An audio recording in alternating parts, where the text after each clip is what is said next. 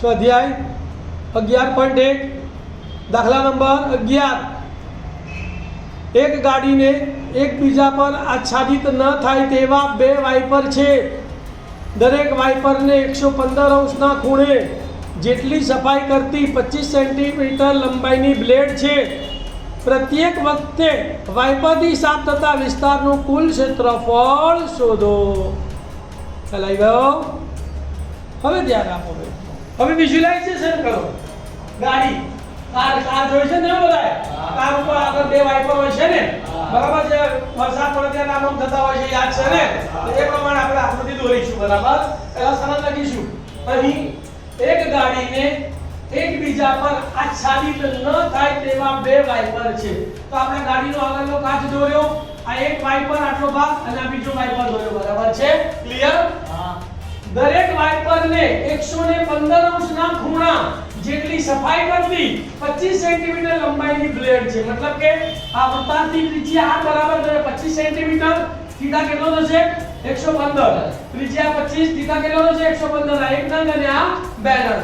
તો વૃત્તાંતની ત્રિજ્યા આ બરાબર 25 સેન્ટીમીટર, થીટા બરાબર 115 અને કેટલા નંગ છે? 2. શોધવાનું શું છે આપણને?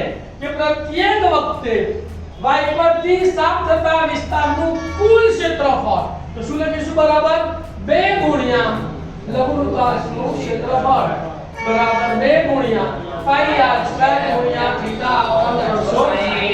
સાદુરૂપ આપીએ. ચલો 2 ના 2 ગુણ્યા પાઈ એટલે 22 ગુણ્યા r સ્ક્વેર છે, ત્રિજ્યા 25 છે, તો 25 ગુણ્યા 25, થીટા 115 છે, 115 અને છેદમાં 360.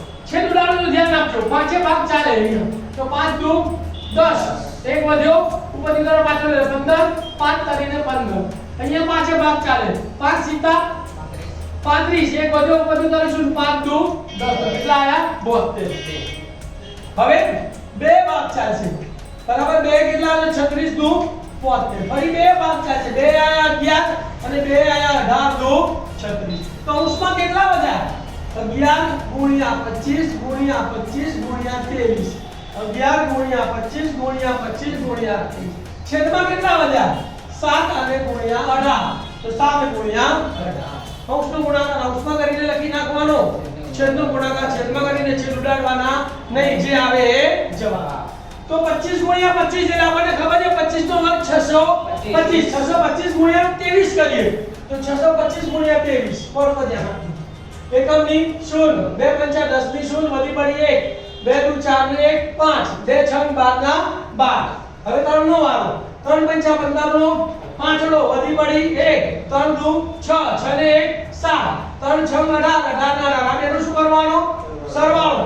0 5 એટલે 5, 0 7 એટલે 7, 8 ને 5 13 નો તગડો વધી પડી 1, 1 ને 2 3, 3 ને 1 4 અને 1 ના 1 બરાબર 1 ના તો કેટલા આયા? 14,375 ગુણ્યા હજી કેટલા બાકી રહ્યા? 11 ગુણ્યા 11 કરવા પડે છે આપણને. 11 પંચા 55 નો 5 નો વધી પડી 5, 11 સીતા 77 ને 5, 82 નો બગડો વધી પડી 8, 11 કરી 33 ને 8, 41 નો એકડો વધી પડી 4, 11 6 44 44 ને 4 48, 48 નો 8 નો વધી પડી 4, 11 1 11 ને 4 15. 1,58,125.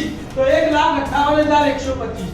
7 ગુણ્યા 18 તો 7 કા 56 નો છગડો વધી પડી 5, 7 એકા 7, 7 ને 5 12, 126. તો જવાબ કેટલો આવ્યો બોલો? 1,58,125 છેદમાં 126 સેન્ટીમીટર સ્ક્વેર.